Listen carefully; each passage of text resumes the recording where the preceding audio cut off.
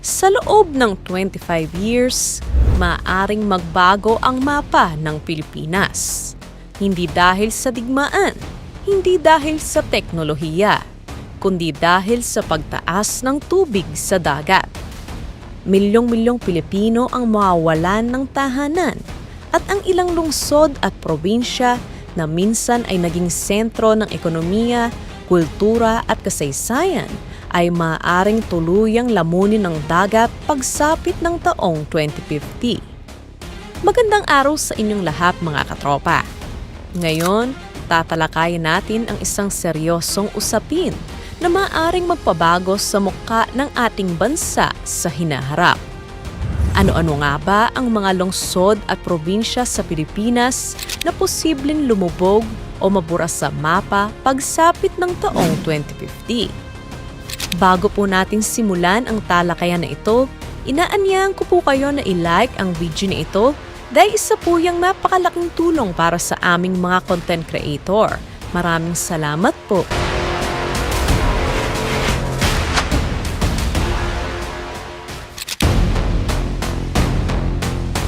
Alam niyo ba na ang Pilipinas ay isa sa mga bansang pinaka-vulnerable sa epekto ng climate change?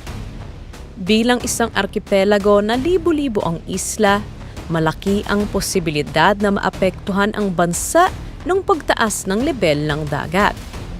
Ayon sa mga siyentipiko, ang global average sea level ay patuloy na tumataas at ang Pilipinas, lalo na ang mga coastal communities, ay nasa direktang peligro. Ang datos na ibabahagi ko ngayon ay batay sa isang komprehensibong pag-aaral ng NASA o National Aeronautics and Space Administration, kasama ang kanilang partner agencies tulad ng NOAA. Ginamit nila ang satellite data at iba pang advanced technologies para imapa ang mga lugar sa mundo na nanganganib. At sa kasamaang palad, kasama ang ilang bahagi ng Pilipinas. Bago tayo dumako sa mga lungsod na posibleng maapektuhan, unawain muna natin kung bakit ito nangyayari. Ang pangunahing dahilan ay ang global warming o ang pagtaas ng temperatura ng mundo.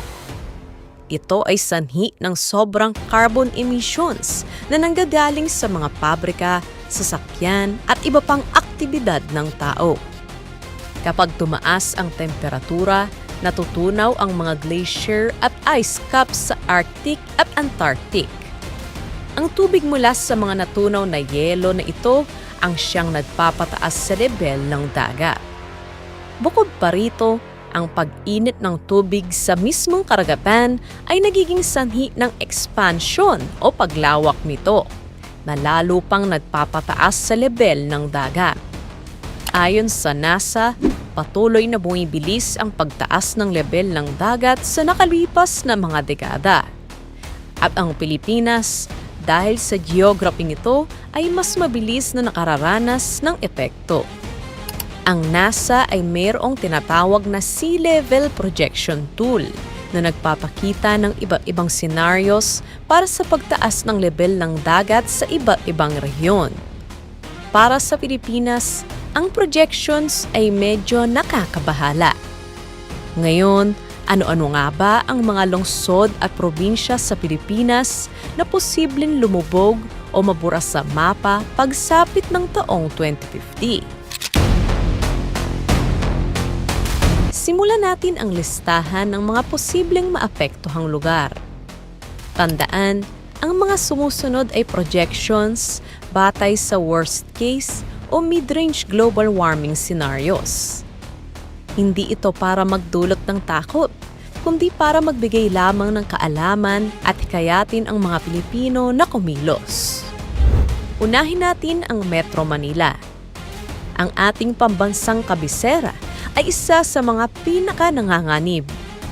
Maraming bahagi ng Metro Manila, lalo na ang mga nasa baybayin o malapit sa mga ilog na dumadaloy patungo sa Manila Bay ay mababa.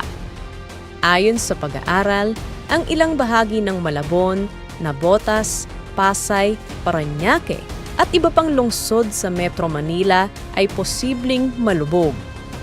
Ang pagtaas ng lebel ng dagat kasama pa ang epekto ng land subsidence o pagbaba ng lupa dahil sa pagkuha ng underground water ay nagpapalala ng sitwasyon. Isipin niyo, ang mga iconic na lugar at infrastruktura ay maaaring malagay sa panganib. Ngayon, dumako naman tayo sa Central Luzon, partikular na ang Bulacan at Pampanga. Ang mga probinsyang ito ay kilala sa kanilang mga malalawak na palaisdaan at agrikultura. Ngunit sila rin ay lubhang mababa at matagal nang nakakaranas ng matinding pagbaha lalo na tuwing tag-ulan. Ang mga bayan tulad ng Hagonoy sa Bulacan at Macabebe sa Pampanga ay patuloy ng nilalamon ng dagat. Sa pagsapit ng 2050, inaasahan na mas marami pang lugar sa mga probinsyang ito ang lubusan ng mawawala sa mapa.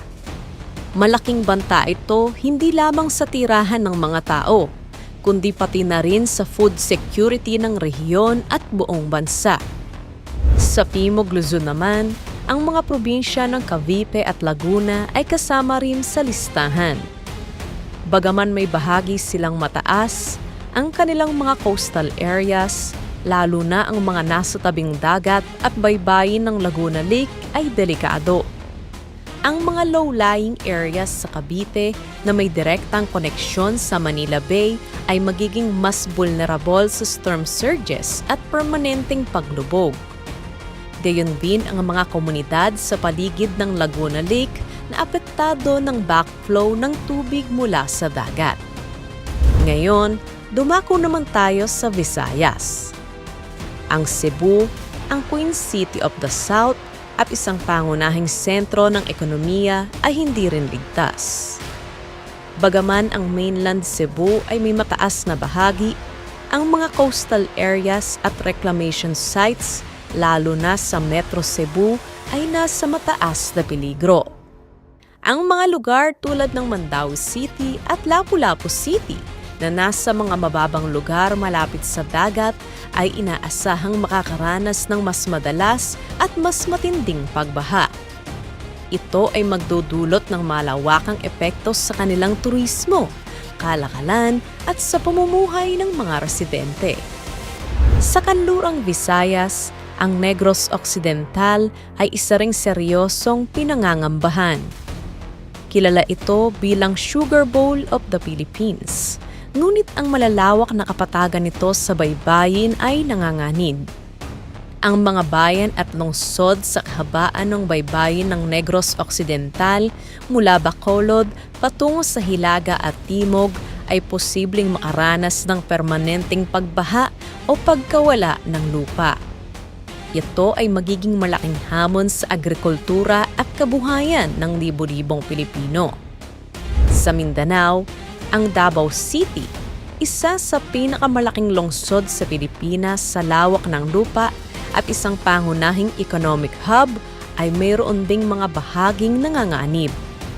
Ang mga coastal areas ng Davao City at ang mga karating bayan na nasa mababang lupa ay posibleng maapektuhan. Bagaman mayroon silang natural na proteksyon sa ilang bahagi, ang patuloy na pagtaas ng level ng dagat ay magdudulot ng problema sa infrastruktura at pamumuhay ng mga tao doon. At yan ang ilan sa mga lungsod at probinsya na binabanggit sa pag-aaral ng NASA. Pero hindi lang sila ang tanging apektado. Marami pang coastal communities sa buong Pilipinas ang posibleng maaranas ng parehong kapalaran. Sa puntong ito, isang tanong ang maaaring naglalaro ngayon sa inyong isipan. May pag-asa pa bang mapigilan ang paparating na panganib? Ang sagot ay oo, meron. Pero kailangan nating kumilos sa lalong madaling panahon. Una, climate change mitigation. Suportahan natin ang mga polisiya at programa na naglalayong bawasan ang greenhouse gas emissions. Magsimula sa maliliit na bagay tulad ng pagtitipid sa kuryente, paggamit ng public transport at pagsuporta sa renewable energy ay nakakatulong. Ikalawa, adaptation strategies. Kailangan nating bumuo ng mas matibay na infrastruktura. Magplano ng mga bagong urban development na nasa mas mataas na lugar. Suportan din ang pagtatanim ng bakawan o mangroves, ang ating natural na depensa laban sa alon at baha. Ikatlo, community preparedness. Edukasyon sa publiko at paghahanda ng mga komunidad para sa mga kalamidad. Kailangan nating malaman kung paano re-responde sa pagbaha at kung paano protektahan ang ating mga pamilya. At panghuli, local government action. Ang mga lokal na pamahalaan ay may malaking responsibilidad sa paggawa ng localized climate action plans at pagpapatupad ng zoning regulations na isinasaalang-alang ang pagtaas ng level ng dagat. Ang 2050 ay tila malayo pa, ngunit hindi natin maaaring ipagpaliban ang pagkilos. Ang kinabukasan ng ating mga lungsod at probinsya, ang kinabukasan ng ating bansa ay nakasalalay sa kung paano tayo tutugon sa hamon ng climate change ngayon. Ngayon, oras na para marinig ang boses mo, katropa. Sa tingin mo, ano ang pinakamahalagang hakbang na dapat unahin ng pamahalaan para malabanan ang paglubog ng mga lungsod at probinsya sa ating bansa? I-comment lang ang iyong opinion sa comment section below. Para sa iba pang mga interesanteng balita at dokumentaryo, mag-subscribe na sa ating YouTube channel. Maaari mo ring i-follow ang ating official Facebook page, facebook.com/theceboph. Maraming salamat sa panonood and see you next time.